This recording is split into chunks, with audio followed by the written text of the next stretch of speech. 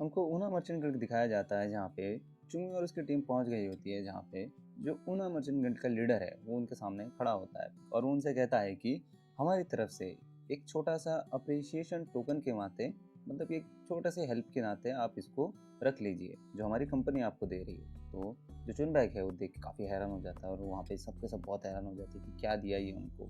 वो बोलता है कि क्या आप श्योर है कि ये आपने हमको दिया है?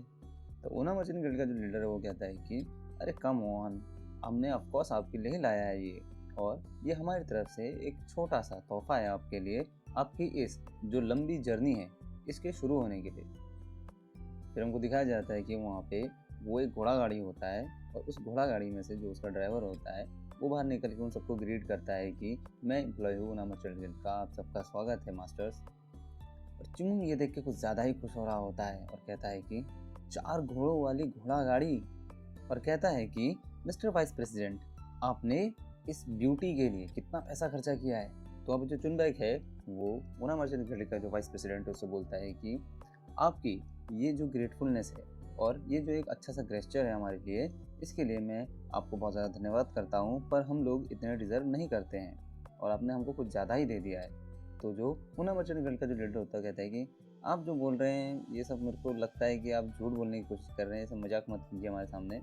ये देखते हुए कि आपकी खतरनाक यात्रा के लिए हम हमारी कंपनी से क्या कर सकते हैं और हम आपके लिए जो भी कर सकते हैं वो हमारी एक जिम्मेदारी है, और मेरा मानना है कि हम कम से कम इतना तो आपके लिए कर सकते हैं। तो जो चुंगमुंग है वो आके अपनी मुंह खोली देता है और वो कहता है कि हाँ, मैं आपकी बातों से इतना एग्री नहीं करता और मुझे नहीं लगता कि हम लोग जहाँ जा रहे हैं वहाँ के लिए इतनी फैंसी जो ये गाड़ी है इसको लेके जाना चाहिए हम लोगों को। तो वहाँ पे जितने लोग होते हैं सब चुंगमुंग के ऊपर चिल्ला रहे होते हैं कि तुम तो अपना मुंह बंद ही रखो, ठीक है ना, तुम क्या कहते हो तुमको कुछ समझ में नहीं आ रहा होता है। तो चुंगमुंग कहता है कि अरे देखो, यहाँ से जो यूनान है ज़्यादा दूर नहीं है, अगर हम घोड़े को थोड़ा तेज़ दौड़ाएंगे तो भी हम लोग जल्दी पहुँच जाएंगे, ये उतना भी दूर नहीं है। और चुंगमुंग कहता है कि आप देख ही सकते हैं कि हम जितने भी हैं हम सारे के सारे मार्शल आर्टिस्ट हैं और हम लोग बहुत डाउन टू अर्थ रहना चाहते हैं। और चुंगमुंग कहता है कि मेरा मानना है कि बेचारे घोड़ों को खाली में हम परेशान ना करें, बल्कि उनके ऊपर चढ़ के सवारी करते हुए ही वहाँ चले जाएं तो शायद हम लोग अधिक जल्दी पहुँच जाएंगे।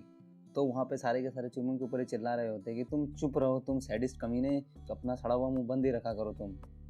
तो ऊना मर्चेंट गिल्ड का जो लीडर होता है वो हंसता है और कहता है कि हाँ हाँ मास्टर, मैं समझ सकता हूँ कि आप कितना कैपेबल हैं ये सब करने के लिए, यंग मास्टर चुंगमुंग। और कहता है कि इसी तरह से मुझे यकीन है कि आप बाकी सबको भी किसी तरीके की चुनौती नहीं होगी यहाँ से जाने में, लेकिन मैं बस आपकी मदद करना चाहता था ताकि आप अपनी मंजिल तक पहुंचने के लिए अपनी जो बॉडी है उसको थकाए ना और खाली में परेशान ना हो और ज़्यादा से ज़्यादा अपनी एनर्जी को बचाए रख पाएँ।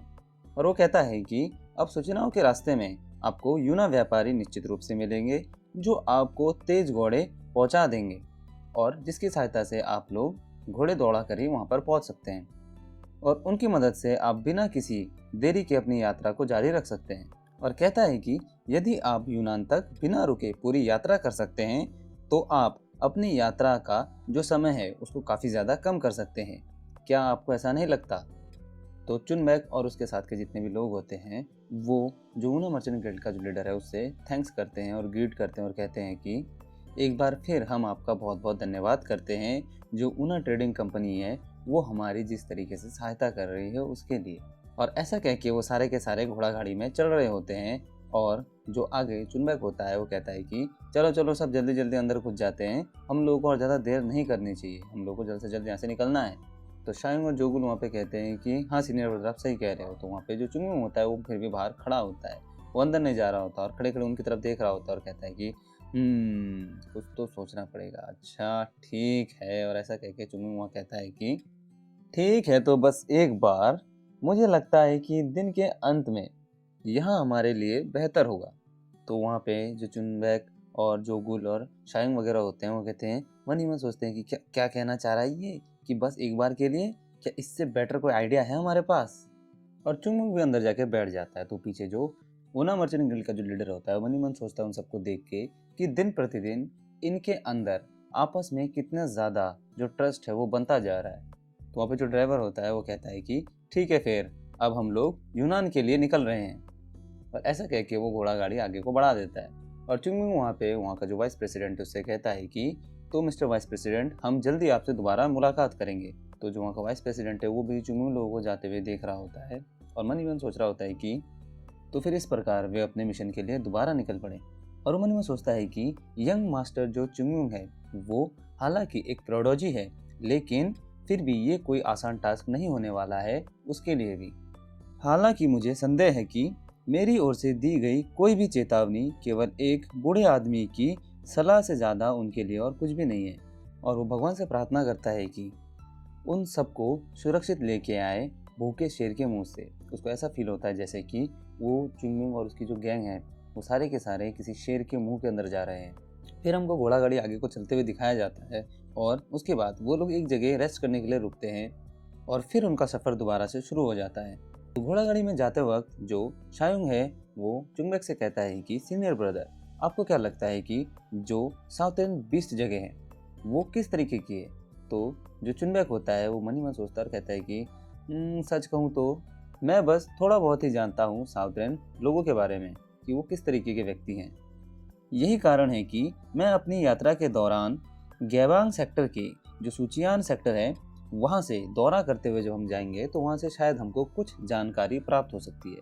सॉफ्ट क्रिप्ट घटना के माध्यम से हमें गैबांग के साथ हुई जो भी घटनाएं हैं उसके बारे में पता चल जाएगा और उन्हें देखते हुए मैं ये कह सकता हूँ कि उनके पास हमारे लिए कुछ ना कुछ जानकारी जरूर होगी। तो शायुंग कहता है कि मेरा मानना है कि ऊंचे और निचले दोनों स्थानों पर लोगों से दोस्ती करना हमारे लिए लाभदायक हो सकता है। और शायुंग कहता है कि जो पहले के समय में जो गैबांग एरिया था वो हमको मुश्किल से ही समय दे पाता था, जिसकी वजह से हमको वहाँ से थोड़ी सी भी जानकारी निकालने के लिए बहुत ज़्यादा स्ट्रगल करना पड़ता था। तो चुनबेक कहता है कि हाँ, सच में भिखारियों को भी जो साउथर्न बीस्ट सेक्टर है उसके बारे में जानकारी नहीं है, स्पेशली तब जब साउथर्न बीस्ट सेक्टर वालों ने जो सेंट्रल प्लेन्स है उनसे सारे के सारे संबंध तोड़ दिए थे, जिसमें काफ़ी समय हो गया है। मैंने यह भी सुना है कि वे एक्सटर्नल क्यूआई जो कि इनर एनर्जी है उसको काफ़ी पसंद करते हैं और अपने पैलेस के नाम के अनुरूप वो बीस्ट मास्टर है जो अपनी इच्छा अनुसार डिवाइन क्रीचर्स को बुला सकते हैं। ऐसा कहें तो यह ज्ञान दूर दूर तक वर्तमान में कहीं भी मौजूद नहीं है। तो चुंगमिंग वहाँ पे कहता है कि किसको परवाह है कि जो साउथर्न बीस्ट सेक्टर है वो किस तरह की जगह है और किस तरह की जगह को वो लोग अपना घर कहते हैं, चाहे वे जानवरों को या भूतों को चारे के या सिक्के के तौर पर यूज कर सकते हैं। एकमात्र चीज जो मायने रखती है वह है उनकी बाजुओं की ताकत, न कि कोई धूल भरा इतिहास का पाठ। तो वहाँ पर जोगुल कहता है कि मुझे जो बताया गया है उसके अनुसार 5 बाहरी क्षेत्र के महलों में से प्रत्येक 10 महान संप्रदाय में से किसी एक को कड़ी टक्कर देगा। मुझे लगता है कि जो साउथर्न बीस्ट सेक्टर वालों का जो महल है वो कोई एक्सेप्शन नहीं है। तो चुनबेक कहता है कि ऐसा किसने कहा? शायद आपने जो सुना है वह एक समय में सच था, लेकिन इसकी कोई गारंटी नहीं है कि वह हमेशा सच ही रहेगा। यदि तुम लोगों को याद है तो बाहरी क्षेत्रों के सभी 5 महल बहुत ही पहले राक्षस पंथ के द्वारा आक्रमण में नष्ट किए गए थे। तो चुंगमिंग ये सब सुन के मन ही मन सोच रहा होता है कि वह गलत नहीं है। नॉर्दर्न फॉरेस्ट को छोड़कर इस बात से इनकार नहीं किया जा सकता कि जो राक्षस पंथ ने सबसे पहले बाहरी क्षेत्र के संप्रदायों को नष्ट करने की कोशिश की, यहाँ तक कि मध्य मैदानों की ओर भी अपने अटैक करने से पहले उस कल्ट की जो रणनीति यह थी कि 5 बाहरी जो क्षेत्र है उसके महलों को बारी बारी से विभाजित करके उन पर विजय प्राप्त की जाए, ताकि वे केंद्रीय मैदानों में उसके आक्रमण के खिलाफ एकजुट न हो जाएं। यह केवल भाग्य ही था कि उत्तरी फॉस्ट का महल सुरक्षित बच गया, क्योंकि यह दानव पंथ के क्षेत्र से सबसे दूर स्थित था। हालांकि जो अन्य महल थे वे कम भाग्यशाली थे और अंततः एक के बाद एक करारी हार के बाद उन्होंने राक्षस पंथ के सामने घुटने टेक दिए। युद्ध और विजय की अराजकता के बीच अनगिनत जाने गई। 1 सेंचुरी बीत गया है, फिर भी अतीत के घाव अभी भी कुछ हद तक मौजूद हैं। तो जोगुल है वो चुंगमिंग की सब बातें सुनता है और उससे कहता है कि तो फिर शायद हमारे लिए चीज़ें कुछ ज़्यादा ईजी हो सकती हैं। और जो वहाँ पे चुनबैक है वो भी कहता है कि हाँ, मुझे भी लगता है कि ऐसा होना तो चाहिए। पर चुंगी उनकी बातों को इग्नोर ही करता है और उसको कुछ समझ में आता है और वो बाहर जाके जो ड्राइवर है उसको रोक रहा होता है कि सुनो, क्या तुमने कहा था कि हम लोग कुछ खाने के लिए रुकने वाले हैं? तो जो ड्राइवर है उससे कहता है कि आपका क्या मतलब है, हम अभी यहीं रुक जाएं? तो वो लोग वहाँ पर रुक जाते हैं। तो अब जो चुनबैक है वो चुंगी से कहता है कि तुमको नहीं लगता कि हम लोग बस एक ही टाउन ऊपर है, मतलब थोड़ा सा और जाएंगे तो हम किसी शहर में पहुँच सकते हैं, पर हमको यहाँ पे रुकना क्या सही है? तो चुंगी कहता है कि नहीं, ये बिल्कुल परफेक्ट जगह है।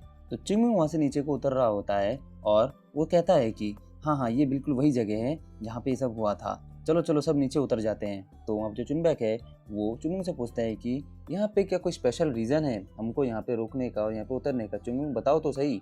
तो चुंगू वहाँ पे उतर जाता है, बाकी सब बैठे रहते हैं, उनको कुछ समझ में नहीं आता है, तो वो लोग भी सारे के सारे नीचे उतर जाते हैं। तो शायुंग जो है कि जोगुल से कहता है कि जोगुल, क्या तुम कोई लगेज नहीं लाए थे? तुम्हारा लगेज कहाँ है? तो जोगुल कहता है कि मैंने उसे गाड़ी में ही छोड़ दिया है, क्योंकि हो सकता है कि चुंगमुंग बिना कुछ कहे इसे वापस भेज दे। हमें अभी भी बहुत लंबा रास्ता तय करना है ना? तो शायुंग उसको कहता है कि मुझे मुझे पहले ये बात समझने दो, क्या तुमको ये लगता है कि तुम्हारा बैग अगर गाड़ी में रहेगा तो चुंगमुंग उस गाड़ी को वापस नहीं भेजेगा? क्या तुम इस थ्योरी पे भरोसा करते हो? वो चुंगमुंग है, समझ लो। तो जोगुल समझ जाता है उसकी बात और चुपचाप अपना जो बैग है उसको बाहर ले आता है। तो चुंगमुंग से कहता है कि चुंगमुंग, हम लोगों को सबको यहाँ पे बाहर क्यों बुलाया तुमने? तो चुंगमुंग कहता है कि मैंने तुम लोगों को पहले ही कहा था कि यहाँ पे उतरने का एक बहुत ही अच्छा रीज़न है मेरे पास। तो चुनबैक चुंगमुंग से कहता है कि हाँ, तो मैं वही पूछ रहा हूँ कि वो जो रीज़न है वो आखिर है क्या? तो चुंगमुंग कहता है कि सीनियर ब्रदर सुनो मेरी बात। तो चुनबैक काफ़ी हैरान होता है और कहता है कि अच्छा ठीक है बोलो। तो चुंगमुंग कहता है कि ईमानदार रहना जो स्वॉर्ड क्रिस्ट थी उसमें आप कितने काम आए थे? तो ये बात सुन के जो चुनबैक है वो काफ़ी ज़्यादा हैरान हो जाता है और सोच में पड़ जाता है कि मैं कितना काम आया था, आखिर में कितना काम आया था, और यही सोच रहा होता है मनीमन। और मनीमन सोचता है कि मैं चाहे जितना सोचूं या जितना खुद को इस बारे में हेट करूं, लेकिन ये बात तो बदलेगी नहीं। तो वो चुंगमुंग से कहता है कि मैं बस वहाँ पे एक बोझ था, उससे ज़्यादा और कुछ भी नहीं। और वो मनीमन सोच रहा होता है कि चुंगमुंग की जो क्षमता है वो दिन प्रतिदिन तेजी से बढ़ रही है और साथ ही हमारे ड्यूटी के सामने आने वाली जो चुनौतियां हैं वो भी बढ़ रही हैं।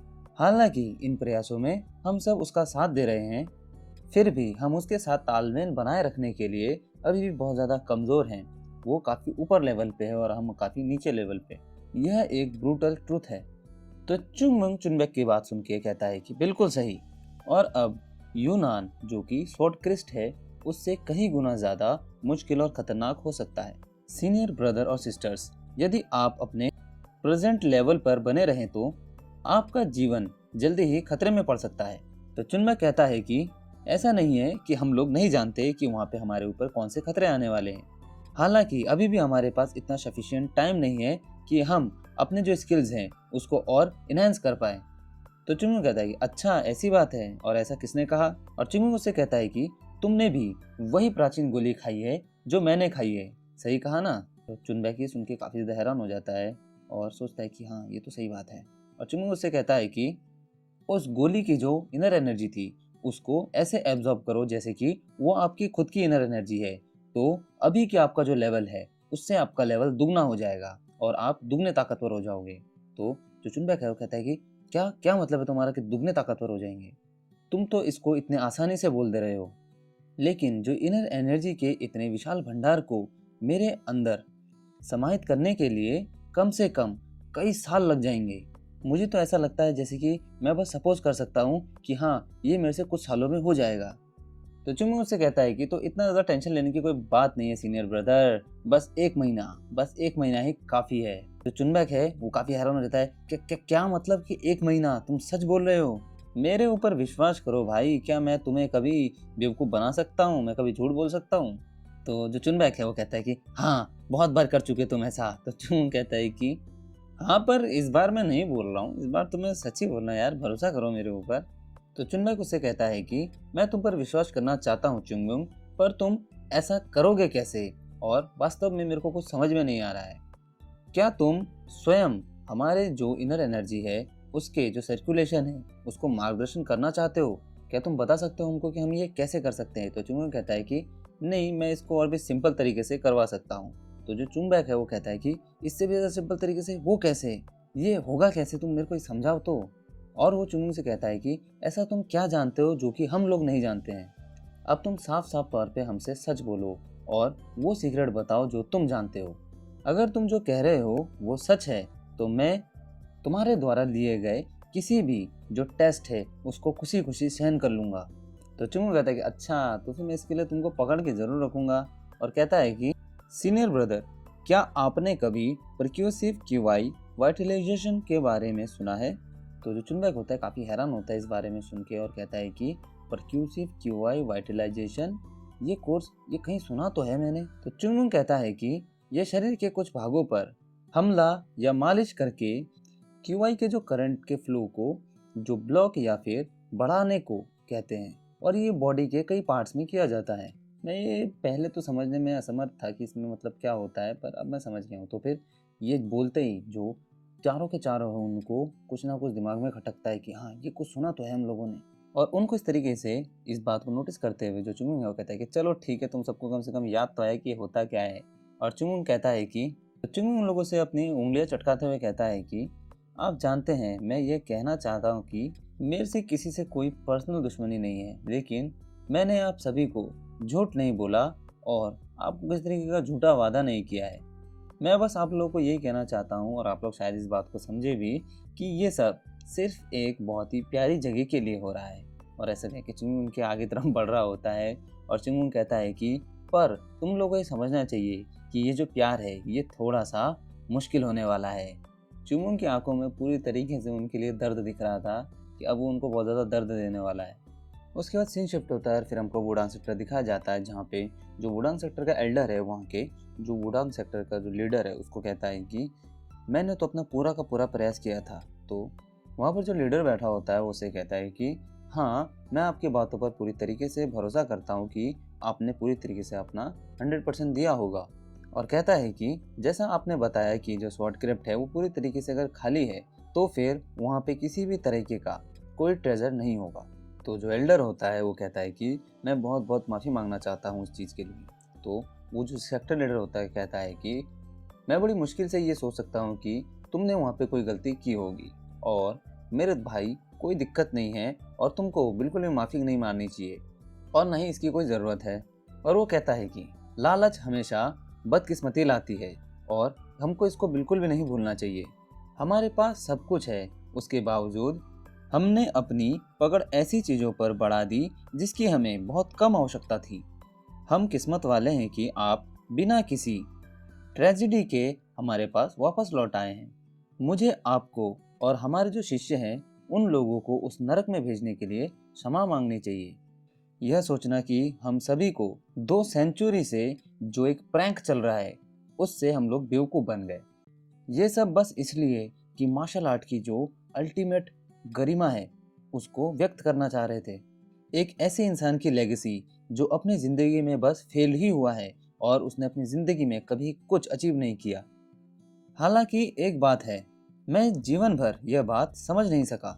माउंट हुआ सेक्टर का एक बच्चा जिसने तुम्हारे साथ लड़ाई की और वो लड़ाई ड्रॉ थी। तो वो एल्डर कहता है कि मुझे तो बहुत ही डर लग रहा था भाई।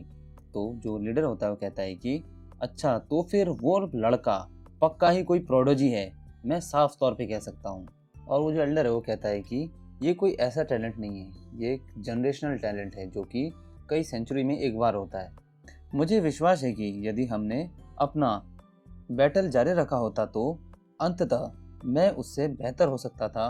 समस्या ये है कि मैं यह भी नहीं समझ पा रहा हूँ कि अंत में उस लड़के को हराने में मुझे कितना समय लगता। मैं किसी भ्रम में नहीं हूँ। हालांकि वो जब भी मेरे सामने आया था वो कुछ अलग ही लेवल पे था। बस कहने की बात तो ये थी कि तो वहाँ पे जो उनका सेक्टर लीडर होता है वो कहता है कि तुम इतना कहना चाह रहे हो कि वो तुम्हारा इक्वल था। तो वो एल्डर कहता है कि हाँ, बिल्कुल सही कहा सेक्टर लीडर।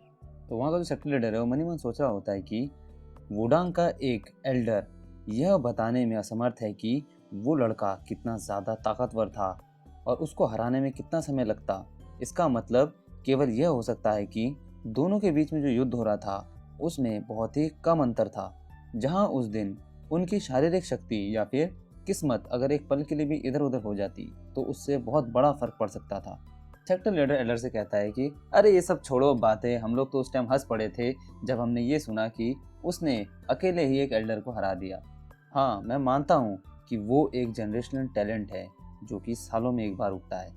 तो फिर उस बच्चे को क्या अब हम लोग छोड़ दें फिलहाल के लिए?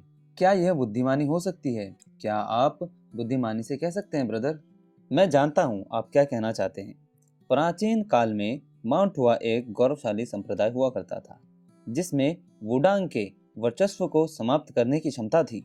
इस प्रकार हमारे जो पहले के कॉम्पिटिटर संप्रदाय थे उनमें से एक है और उनके पास एक प्रोडोजी है, और उसकी जो ये खबर है इसको हम लोग बिल्कुल भी हल्के में नहीं ले सकते। हालांकि एक अकेला प्रतिभाशाली व्यक्ति केवल इतना ही हासिल कर सकता है, स्पेशली माउंट हुआ जैसे खत्म होते संप्रदाय के लिए। और देर सवेर वो जो बच्चा है वो अपने संप्रदाय का जो अकेला नेतृत्व करते करते थक जाएगा और आखिरकार वो भी हार जाएगा। जो एल्डर है वो कहता है कि मुझे इतना यकीन नहीं है ब्रदर, वह कोई साधारण बच्चा नहीं था। मार्शल आर्ट के प्रति उनकी अनबिलीवेबल टैलेंट और उसके अलावा उसमें जजमेंट लेना और जगह पे सिचुएशन को समझने की अद्भुत क्षमता थी। तो ये सेक्टर लीडर होता है वो कहता है कि ऐसा बिल्कुल है एल्डर ब्रदर कि आप शायद उस लड़के पर पूरी तरीके से मोहित हो गए हो। तो वो जो एल्डर है वो कहता है कि मैंने उस लड़के को यहाँ तक कि हमारे वुडन सेक्टर का डिसाइपल बनने के लिए ऑफर भी किया था। तो सेक्टर लीडर कहता है कि अच्छा ऐसी बात है क्या? और वो एल्डर कहता है कि मैंने उसको हमारे वुडांग सेक्टर का फ्यूचर लीडर होने का भी ऑफर दिया था, पर उस लड़के की लॉयल्टी तो देखो, वो टस से मस तक नहीं हुआ। यहाँ पे जो सेक्टर लीडर है वो चाय पी रहा होता है, लेकिन पीते पीते इस बार वो रुक जाता है और फिर वो एल्डर को देखता है और उसके बाद मनी मनी ये सोचता है कि एक ऐसा प्रॉमिस जो कि किसी भी सेक्टर के जो एल्डर है उसके अथॉरिटी के बाहर है, और फिर भी जिस बेशर्मी और ईमानदारी के साथ ह्योसन बोलता है वह केवल इस बात पर इशारा करता है कि उसने वहाँ पर जो भी देखा वो पूरी तरीके से सच है और इस पर विश्वास करना पूरी तरीके से सही है। उसके शब्द साधारण प्रशंसा से परे हैं और मेरी समझ के भी बाहर हो रही है। सेक्टर लीडर कहता है कि चाहे जो भी हो परिणाम तो वही है। एक अकेला शिष्य बहुत अच्छा नाम कमा सकता है, लेकिन केवल एक हाथ से पूरे संप्रदाय के भविष्य को बेहतर दिशा में ले जाना असंभव है। केवल तभी जब समान विचारधारा वाले कोई व्यक्ति एक साथ आते हैं और उद्देश्य और एजेंसी की भावना साझा करते हैं, तब एक संप्रदाय अपने भागों के योग से परे विकास हो सकता है।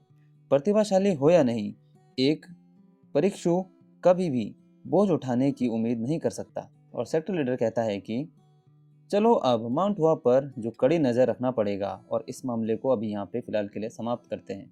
तो वहाँ से जो एल्डर है वो बाहर की ओर जा रहा होता है और अंदर जो एल्डर है उससे कहता है कि अगर मुझे इजाज़त हो तो सेक्टर लीडर, आपको क्या लगता है कि परिणाम कैसे बदलेगा यदि वो जो लड़का है वो आपकी हर बात को पहले से ही जानता हो? मेरा मतलब है कि वह एक पूरे संप्रदाय को अपने कंधों पर नहीं उठा सकता, ये अगर वो जानता हो तो जो सेक्टर लीडर है वो कहता है कि मुझे संदेह है कि यह सबक उसके युवा कानों में छूट जाए, और यदि वह समझ भी जाए तो भी इससे उसके भविष्य में कोई खास परिवर्तन नहीं आएगा। आखिरकार एक सच्चे गुरु को तैयार करने के लिए रॉ टैलेंट से कहीं अधिक की आवश्यकता होती है। और ये बातें सुन के जो एल्डर है वो बाहर की ओर चले जाता है और अंदर जो सेक्टर लीडर बैठा होता है वो मन ही मन सोचता है कि तो क्या हुआ अगर उस लड़के में अपनी उम्र से कहीं अधिक अंतर्दृष्टि है? जवाब वही है, यह इम्पॉसिबल है। उसका उनकी प्रतिभा की उच्च ऊंचाई या उनकी बुद्धि की क्षमता से कोई लेना देना नहीं है। कुछ ऐसे सबक हैं जो प्रत्यक्ष अनुभव के अलावा किसी और चीज से नहीं सिखाई जा सकती। ऐसे सबक जो युवाओं का अहंकार और आवेग शायद ही कभी सीखने की अनुमति देते हैं। और जब तक लड़का सत्य का सामना करेगा और ज्ञान प्राप्त करेगा तब तक वह बिल्कुल भी ताज़ा चेहरे वाला लड़का नहीं रहेगा। हालांकि ये चांस लाखों में एक हो सकता है। यदि दोनों सभी पारंपरिक ज्ञान और ज्ञान प्राप्त करने की अपेक्षा को चुनौती देते हैं तो शायद वह दिन होगा जब माउंट हुआ अंततः वुडांग की महिमा को पार कर पाएगा। और वर्ल्डर कहता है कि हे भगवान, बुढ़ापे में मेरी कल्पना कितनी जंगली होती जा रही है। सचमुच मेरी जो सोच है वो मेरी पसंद के हिसाब से कुछ ज़्यादा ही वाइल्ड हो रही है।